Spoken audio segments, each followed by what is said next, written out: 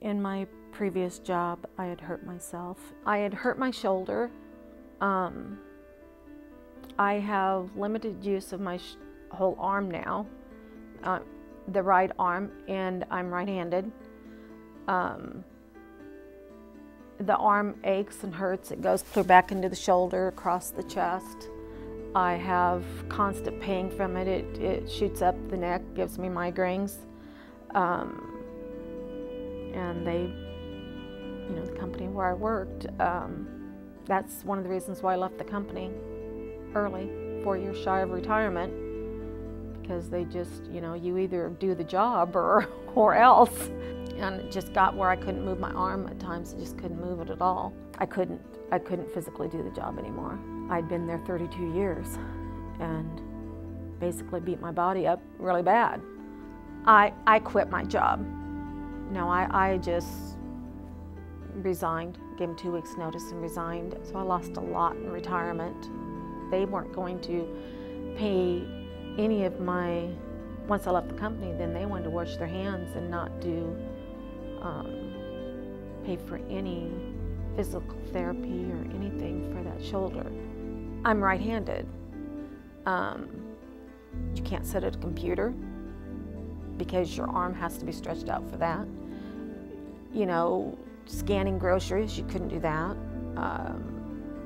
You think about the things you use your arms for, where you have to lift them up in the air. There aren't many things you can do that don't require that.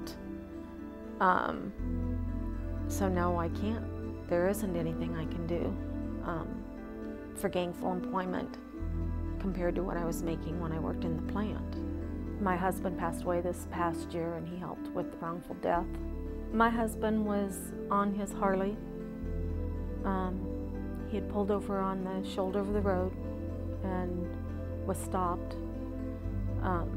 At the point of the road where he was pulled off was actually a junction, so it was the widened part of the highway. So it was actually like 2 lanes. And then he was on the shoulder. A woman that was under the influence of prescription drugs had been swerving and went off the road and hit him from behind. And he was killed instantly. When the sheriff came that night and told me my husband was dead, he said, "You need to get attorneys for the estate and probate." And when I told him, that's no problem, I've got attorneys in Hastings. I don't have to think twice about where I'm going to go. And I trust them completely with my life and my family's life, which basically what I was entrusting them with was my future. And I had every faith in them that they would do a good job, and they've done an excellent job. They treat you with compassion, love, respect, and you're their friend. It's not just some person with a claim. You're their friend. You can call them at home. You can call them on their cell phone, and I have in the past on weekends, and they're always receptive to you. My husband was supporting me. Now with him gone, I would have difficulty paying my bills. Without Doug's help, I wouldn't be able to live. I would not have achieved any of it without his help.